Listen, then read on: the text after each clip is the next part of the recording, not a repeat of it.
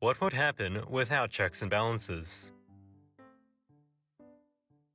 In order to understand why checks and balances and the separation of powers is so crucial, we must consider the situation in reverse.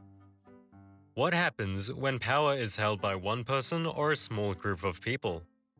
When there are no separation of powers and no checks and balances?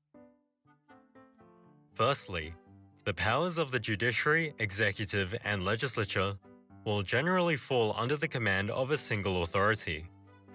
This authority then effectively has the ability to make and enforce any law or take any action it wants to, with few limitations and no one to stop them.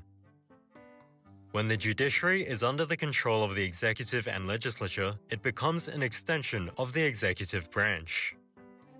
The executive interferes with judicial decisions and threatens disciplinary sanctions against any judicial officer who seeks to speak out against the executive's actions. The judiciary can no longer make decisions based upon the law, but is under political pressure to make decisions in accordance with the wishes of the government. Without an independent and impartial judiciary, the legislature can make any law it wants to, or can change the constitution to increase their power. The executive can enforce the laws in any way it sees fit and can even operate outside of the law. This removes the accountability of the government's actions and enables them to act without repercussions. It is quite clear to see how removing a fair trial by an independent and impartial judiciary opens the door for injustice. Secondly, when there are no checks on the lawmakers, laws can be made without scrutiny or due consideration. Such checks are usually provided by a bicameral system, multiple political parties, parliamentary rules and procedures, and media scrutiny.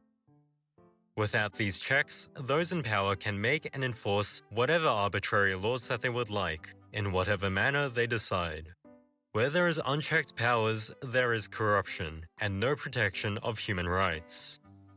Those in power will use whatever means they can to retain their authority, to reward their supporters, to punish or silence their opponents, and to divert public property for their own private ends.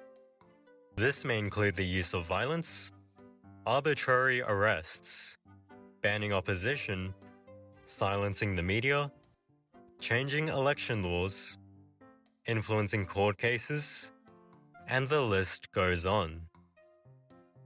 This is why Australians must value the concept of the separation of powers and must ensure checks and balances are not eroded. Without these protections, our freedoms and rights will surely be lost.